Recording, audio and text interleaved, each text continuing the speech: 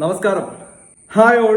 English സംസാരിക്കുമ്പോൾ പലരും face ചെയ്യുന്ന ഏറ്റവും വലിയൊരു പ്രശ്നമാണ് അല്ലെ ഈ ഗ്രാമർ.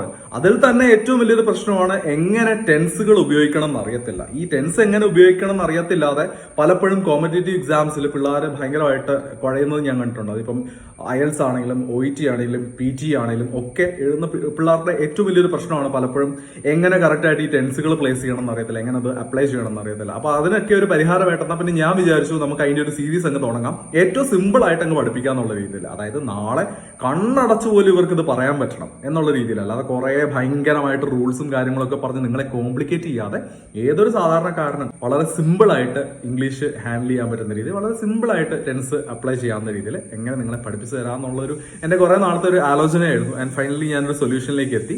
അതാണ് ഈ വീഡിയോസ് ആയിട്ട് വരാൻ പോകുന്നത്. അപ്പം നിങ്ങളെ ഞാനിത് പഠിപ്പിക്കുമ്പോൾ നിങ്ങൾ ഒറ്റ കാര്യം എനിക്ക് ചെയ്താൽ മതി. ഈ വീഡിയോസ് ഇഷ്ടമാണെങ്കിൽ ഉറപ്പായിട്ടും നിങ്ങളുടെ കൂട്ടുകാർക്കും ഒക്കെ ഷെയർ ചെയ്ത് കൊടുക്കുക. അതിനോടൊപ്പം തന്നെ നമ്മുടെ ചാനൽ സബ്സ്ക്രൈബ് ചെയ്യാനായിട്ട് മറക്കരുത്. ഓക്കെ, അപ്പൊ ശരി, അധികം സമയം കളയാതെ നമുക്ക് നേരെ വീഡിയോയിലേക്ക് പോകാം.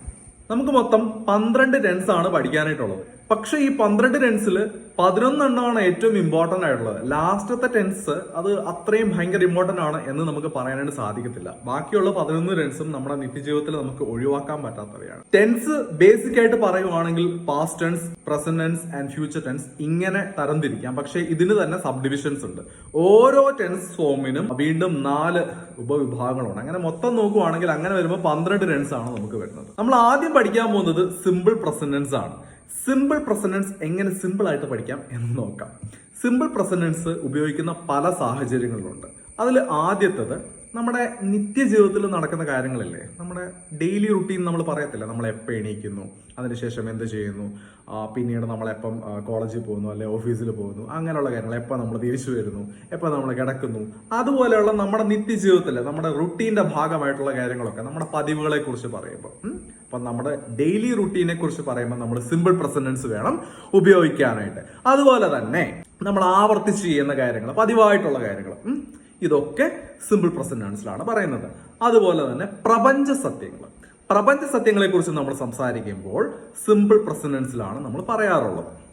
അപ്പൊ ഇത്രയും കാര്യങ്ങൾ ബേസിക് ആയിട്ട് ആലോചിച്ചിരിക്കുക. അപ്പം നമ്മുടെ ഡെയിലി റുട്ടീൻ അല്ലെങ്കിൽ നമ്മൾ പതിവായിട്ട് ചെയ്യുന്ന ആവർത്തിച്ച് ചെയ്യുന്ന കാര്യങ്ങളെ കുറിച്ച് സംസാരിക്കുമ്പോൾ സിമ്പിൾ പ്രസന്റ് ടെൻസ് ആണ് നമ്മൾ ഉപയോഗിക്കാറുള്ളത്.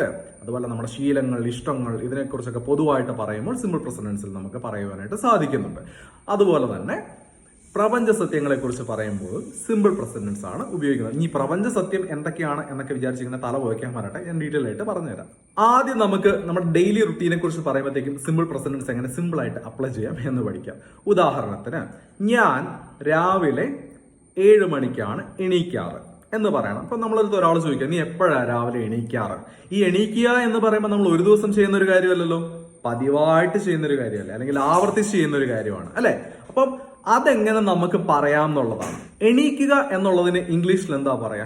ഗെറ്റപ്പ് എന്നാണ് പറയുക അല്ലെ. ഗെറ്റപ്പും വേക്കപ്പും രണ്ടാണ്. അത് ഞാൻ മറ്റൊരു വീഡിയോയിൽ പറഞ്ഞുതരാം. അപ്പോൾ ഞാനാണ് അല്ലെ, ഞാൻ എപ്പോഴാണ് എണീക്കുന്നത്? 7 മണിക്കാണ് എണീക്കാറുള്ളത്. അപ്പോൾ I get up at 7 o'clock എന്നാണ് പറയേണ്ടത്. I get up at 7 o'clock. കാരണം എന്റെ കാര്യമാണ്. വരുമ്പം ഗെറ്റപ്പ് മതി. Getup at 7 o'clock. ഞാൻ 7 മണിക്കാണ് എണീക്കാറ്, അല്ലെ ഞാൻ 7 മണിക്ക് എണീക്കും, 7 മണിക്ക് എണീക്കാറുണ്ട് എന്നൊക്കെ പറയാനായിട്ട് I get up at 7 o'clock എന്ന് പറയാം. ഓക്കെ, ഇനി മറ്റൊരാളുടെ കാര്യം പറയുകയാണെങ്കിൽ, ഇതിപ്പോ എന്റെ കാര്യം പറഞ്ഞുകൊണ്ടാണ് ഐ ഗെറ്റ് അപ്പ് വന്നത്. ഞാൻ അവന്റെ കാര്യം പറയാം. ഇപ്പൊ എന്റെ ഒരു ഫ്രണ്ട് ആണെന്ന് വിചാരിക്കുക, രാഹുൽ. അപ്പൊ ഞാൻ രാഹുൽ 7 മണിക്കാണ് എണീക്കാറുള്ളത്, അല്ലെങ്കിൽ രാഹുൽ 7 മണിക്ക് എണീക്കാറുണ്ട് എന്ന് എനിക്ക് പറയണം. അപ്പൊ എങ്ങനെ പറയാം? രാഹുൽ ഗെറ്റ് അപ്പ് അല്ല ഗെറ്റ്സ് അപ്പ് വരും. Rahul gets up. അതിനൊരു വ്യത്യാസമുണ്ട്. ഈ ഹി, ഷീ, ഇറ്റ്, അതുപോലെ തന്നെ സിംഗുലർ നെയിംസ് ഒക്കെ, അതായത് സബ്ജക്ട് സിംഗുലർ ആണെങ്കിൽ ഹി എന്ന് പറയുമ്പോൾ ഒരാളാണ്, ഷീ എന്ന് പറയുമ്പോൾ ഒരാളാണ്, ഇറ്റ് എന്ന് പറയുമ്പോൾ ഒരു വസ്തുവിനെ സൂചിപ്പിക്കുന്നതാണ്. അതുപോലെ തന്നെ രാഹുൽ എന്ന് പറയുമ്പോൾ അതൊരു സിംഗുലർ സബ്ജക്റ്റ് ആണ്, ഒരു വ്യക്തിയെ കുറിച്ചാണ് പറഞ്ഞത് അല്ലെ. അപ്പൊ അങ്ങനെയുള്ള സാഹചര്യങ്ങളിൽ ആ വെർബിനൊപ്പം, ഗെറ്റപ്പ് എന്നുള്ള വെർബാണ്, ആ വെർബിനൊപ്പം SORES ചേർക്കണം. അപ്പം ഹി ഗെറ്റപ്പ് അല്ല he gets up. Rahul getup അല്ല രാഹുൽ ഗെറ്റ്സ് അപ്പ്. അതേസമയം ഐ വന്നപ്പം ഐ ഒരു പ്ലൂറൽ സബ്ജക്റ്റ് ആണ് അല്ലെ. സെമി പ്ലൂറൽ എന്ന് തന്നെ പറയാം. അപ്പൊ ഐ യു വി ദേ ഇതൊക്കെ പൊതുവെ പ്ലൂറൽ ആയിട്ടാണ് പരിഗണിക്കപ്പെടുന്നത്. ഇംഗ്ലീഷ് ഭാഷയിൽ പൊതുവെ I and you semi plural എന്ന് വിളിക്കാനായിട്ട് സാധിക്കും. അല്ലെങ്കിൽ കൂടുതലും നമ്മൾ പ്ലൂറൽ വെർബുകൾക്കൊപ്പം തന്നെയാണ്, പ്ലൂറൽ ആയിട്ട് തന്നെ പരിഗണിച്ചുകൊണ്ടാണ് ഐയും യുവും നമ്മൾ ഉപയോഗിക്കാറുള്ളത്. അങ്ങനെ തന്നെ പഠിച്ചു വെക്കണേ.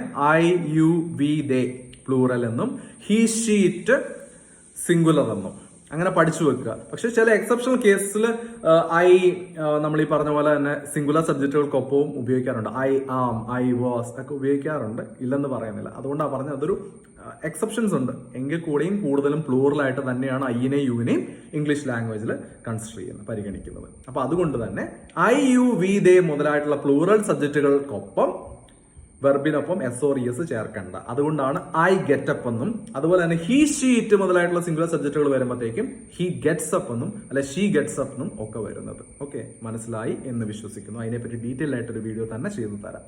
കട 9 മണിക്ക് തുറക്കാറുണ്ട്. കട എപ്പോഴാണ് തുറക്കുന്നത്? 9 മണിക്ക്. ഈ 9 മണിക്ക് തുറക്കുക എന്ന് പറഞ്ഞാൽ പതിവായിട്ടുള്ളൊരു കാര്യമാണ്, റിപ്പീറ്റ് ചെയ്ത് ആവർത്തിച്ചിട്ടുള്ള ഒരു കാര്യമല്ലേ, എല്ലാ ദിവസവും സംഭവിക്കുന്നത്. സ്വാഭാവികമായിട്ടും സിമ്പിൾ പ്രസന്റൻസിൽ വേണം പറയാനായിട്ട്. അപ്പൊ ദ ഷോപ്പ്, കട എന്നുള്ള എന്താ? ദ ഷോപ്പ്, ഒരു കടയുടെ കാര്യം അല്ലെ. അപ്പൊ ദ ഷോപ്പ് ഓപ്പൺസ്, തുറക്കുക. ഒരു കടയുടെ കാര്യം ആയതുകൊണ്ട് ഓപ്പൺ അല്ല, ഓപ്പൺസ്. നേരത്തെ ഞാൻ പറഞ്ഞ ഓർമ്മയുണ്ടല്ലോ, സബ്ജക്ട് സിംഗുലർ ആണെങ്കിൽ ഇവിടെ സബ്ജക്ട് ഏതാ? കടയാണ്. അപ്പൊ ഓപ്പൺ അല്ല, the shop opens at 9 o'clock എന്ന് വരും. മനസ്സിലാവുന്നുണ്ടോ? ഒരു കടയുടെ കാര്യം. അപ്പൊ ഷോപ്പ് ഓപ്പൺസ്. ഒന്നിലധികം കടകളുടെ കാര്യമാണെങ്കിൽ ഓപ്പൺ മതിയായിരുന്നു, പ്ലൂറൽ ആയിരുന്നെങ്കിൽ. പക്ഷെ ഇവിടെ സബ്ജക്ട് സിംഗുലർ ആയതുകൊണ്ട് തന്നെ the shop opens at 9 o'clock. എല്ലാ ദിവസവും നടക്കുന്ന ഒരു കാര്യം അല്ലെ. ഇനി നമ്മൾ തിയേറ്ററിൽ സിനിമ നമ്മൾ ചോദിക്കാം മാറ്റ്നി ഷോ എപ്പോഴാണ് തുടങ്ങുന്നത്? അപ്പൊ പറയാം matinee show starts at 2 o'clock. എത്ര മണിക്കാണ് തുടങ്ങുന്നത്? 2 മണിക്ക് തുടങ്ങും, അല്ലെ 2 മണിക്ക് തുടങ്ങാറുണ്ട്. പതിവായിട്ടുള്ള ഒരു കാര്യം, ഒരു ദിവസത്തെ കാര്യമല്ല, എല്ലാ ദിവസവും ഒരു സമയത്താണ് തുടങ്ങുന്നത്. റിപ്പീറ്റഡ് ആക്ഷനാണ്. സോ ഒബ്വിയസ്ലി സിമ്പിൾ പ്രസന്റൻസിൽ പറയണം matinee show starts at 2 o'clock എന്ന് വേണം പറയാനായിട്ട്. സ്റ്റാർട്ട് അല്ല, സ്റ്റാർട്ട്സ് ആണ്. ഒരു ഷോയുടെ കാര്യമല്ലേ മാറ്റ്നി ഷോ, അപ്പൊ സ്റ്റാർട്ട്സ് വരും. കണ്ടോ? ഒന്നിലധികം ഷോസ് ആയിരുന്നെങ്കിൽ സ്റ്റാർട്ട് മതിയായിരുന്നു. ഇതാണ് അതിന്റെ വ്യത്യാസം. അപ്പൊ അങ്ങനെ പതിവായിട്ടുള്ള കാര്യങ്ങൾ, ആവർത്തിച്ചുള്ള കാര്യങ്ങൾ, നമ്മുടെ നിത്യജീവിതത്തിലെ ദൈനംദിന ജീവിതത്തിലെ പ്രവർത്തികൾ, ഡെയിലി റുട്ടീന്, ഇതൊക്കെ പറയുമ്പോൾ സിമ്പിൾ പ്രസന്റൻസിൽ വേണം പറയാനായിട്ട്. പിന്നെ ഞാൻ പറഞ്ഞ മറ്റൊരു കാര്യമാണ് ഈ പ്രപഞ്ച സത്യങ്ങൾ. പ്രപഞ്ച സത്യം എന്ന് പറയുമ്പോൾ സൂര്യൻ കിഴക്കുദിക്കുന്നു എന്ന് പറയുന്ന പ്രപഞ്ച സത്യം ആരാലും വിചാരിച്ചാലും മാറ്റാൻ പറ്റാത്തൊരു കാര്യം അല്ലെ. നാളെ തൊട്ട് വെറൈറ്റിക്ക് സൂര്യൻ പടിഞ്ഞാറ് പോയിട്ട് ഉദിക്കുമോ? ഇല്ല. അപ്പൊ എന്ന് പറഞ്ഞാൽ ആര് വിചാരിച്ചാലും മാറ്റാൻ പറ്റൂല. അപ്പൊ the sun rises in the east. Sun rise അല്ല, സൂര്യൻ എന്ന് പറഞ്ഞ ഒന്നേ ഉള്ളൂ, ഒരാളാണ്, സിംഗുലർ സബ്ജക്റ്റ്. അപ്പം the sun rises in the east എന്നേ നമ്മളവിടെ പറയത്തുള്ളൂ. അതുപോലെ തന്നെ the sun sets in the west. Sets ആണ് അല്ലെ, സൂര്യൻ പടിഞ്ഞാറ് അസ്തമിക്കുന്നു. സൂര്യൻ കിഴക്കുദിക്കുന്നു, സൂര്യൻ പടിഞ്ഞാറ് അസ്തമിക്കുന്നു. ഇത് പ്രപഞ്ച സത്യം, ആര് വിചാരിച്ചാലും മാറ്റാനായിട്ട് സാധിക്കത്തില്ല. Water boils at 100 degrees Celsius. Water boils at 100 degrees Celsius. പ്രപഞ്ച സത്യം, മാറ്റാൻ പറ്റൂല. വാട്ടർ ബോയിൽസ് ആണ്, ബോയിൽ അല്ല. കണ്ടോ? അപ്പൊ ഇതുപോലെയാണ്. അപ്പൊ ഇതുപോലെയുള്ള പ്രപഞ്ച സത്യങ്ങളൊക്കെ നമ്മൾ പറയുന്നത് സിമ്പിൾ പ്രസന്റൻസിൽ ആണ്. അപ്പം അതുപോലെ തന്നെ നമ്മുടെ ഇഷ്ടങ്ങളൊക്കെ പറയത്തില്ലേ, ഐ ലൈക്ക് അല്ലെ, എനിക്ക് ബിരിയാണി ഇഷ്ടമാണ്, ഐ ലൈക്ക് ബിരിയാണി എന്നാ പറയുന്നത്. ഐ ആയതുകൊണ്ട് ലൈക്ക. അതേസമയം അവളുടെ കാര്യം, അവൾക്ക് ബിരിയാണി ഇഷ്ടമാണെന്ന് പറയുമ്പോൾ ഷീ ലൈക്സ് ബിരിയാണി എന്നേ പറയത്തുള്ളൂ. She likes. ഞാൻ നേരത്തെ പറഞ്ഞു ഹി ഷീ ഇറ്റ് വന്നാൽ വെർബിനൊപ്പം എസ് ഓർ ഇ എസ് ചേർക്കണം. എവിടെ? സിമ്പിൾ പ്രസന്റൻസിൽ. സിമ്പിൾ പ്രസന്റൻസിൽ. ഓക്കെ, മാറിപ്പോകരുത്. അപ്പം she likes biryani, I like biryani, you like biryani, we like biryani, Rahul likes biryani, Lakshmi likes biryani. മനസ്സിലാവുന്നുണ്ടോ? ഇതാണ് അതിൻ്റെ ഒരു രീതി എന്ന് പറയുന്നത്. അപ്പോൾ ഈ ഒരു വീഡിയോയിൽ ഞാൻ പറഞ്ഞ കാര്യം മറക്കണ്ട. സിമ്പിൾ പ്രസന്റൻസ് നമുക്ക് എവിടെയൊക്കെ ഉപയോഗിക്കാം എന്നുള്ളതാണ്. നമ്മുടെ ഡെയിലി റുട്ടീൻ, അതുപോലെ തന്നെ റിപ്പീറ്റഡ് ആയിട്ടുള്ള ആക്ഷൻസിനെ കുറിച്ച് പറയുമ്പോൾ, നമ്മുടെ ലൈക്സ് ആൻഡ് ഡിസ്ലൈക്സ് പറയുമ്പോൾ, അതുപോലെ തന്നെ പ്രപഞ്ച സത്യങ്ങളെ കുറിച്ച് സംസാരിക്കുമ്പോൾ ഒക്കെ നമുക്ക് സിമ്പിൾ പ്രസന്റൻസ് ഉപയോഗിക്കാം. നമ്മുടെ നിത്യജീവിതത്തിൽ നമുക്ക് ഏറ്റവും കൂടുതൽ ഉപയോഗിക്കേണ്ടി വരുന്ന ഒരു ടെൻസ് ആണ് സിമ്പിൾ പ്രസന്റൻസ് എന്ന് പറയുന്നത്. ഓൾമോസ്റ്റ് ഇംഗ്ലീഷ് ലാംഗ്വേജിൽ ഒരു 70% കാര്യങ്ങൾ നമ്മൾ പറയുമ്പോഴും ഈ സിമ്പിൾ പ്രസന്റൻസ് നമുക്ക് ഉപയോഗിക്കേണ്ടതായിട്ട് വരുന്നുണ്ട്, സത്യം പറഞ്ഞാൽ, അറിഞ്ഞോ അറിയാതെയോ. അപ്പോൾ വളരെ പ്രധാനപ്പെട്ട ഒരു ടെൻസ് ആണ്. എന്തെങ്കിലും സംശയം ഉണ്ടെങ്കിൽ ഉറപ്പായിട്ടും കമന്റ് ഈ വീഡിയോ പ്രയോജനകരമായിരുന്നെങ്കിൽ ഉറപ്പായിട്ടും അത് നിങ്ങൾ കമന്റ് ചെയ്യണം. കൂടുതൽ സജഷൻസ് എനിക്ക് തരണം. അതുപോലെ തന്നെ നമ്മുടെ ചാനൽ സബ്സ്ക്രൈബ് ചെയ്യാൻ മറക്കരുത്. ബെല്ലൈക്കൺ ഞെക്കി പൊട്ടിക്കുക. കൂട്ടുകാർക്കെല്ലാം വീഡിയോ ഷെയർ ചെയ്യുക. ഇതിന്റെ ബാക്കി ടെൻസ് ഫോംസ് സിമ്പിൾ ആയിട്ട് സ്ട്രക്ചർ അടക്കം പറഞ്ഞു തരുന്നതായിരിക്കും കൂടുതൽ ഡീറ്റെയിൽസ് ആയിട്ട്. അപ്പോൾ ഈ വീഡിയോ സക്സസ്ഫുൾ ആയാൽ മാത്രമേ ഞാൻ ബാക്കി ചെയ്യത്തുള്ളൂ. ഉറപ്പായിട്ടും ഈ വീഡിയോ നിങ്ങൾ സക്സസ്ഫുൾ ആക്കും എന്ന് വിശ്വസിക്കുന്നു. അടുത്ത വീഡിയോയിൽ കാണുന്നവരേക്കും ടാറ്റ ബൈ. സബ്സ്ക്രൈബ് ചെയ്യാൻ മറക്കരുത്. ബൈ.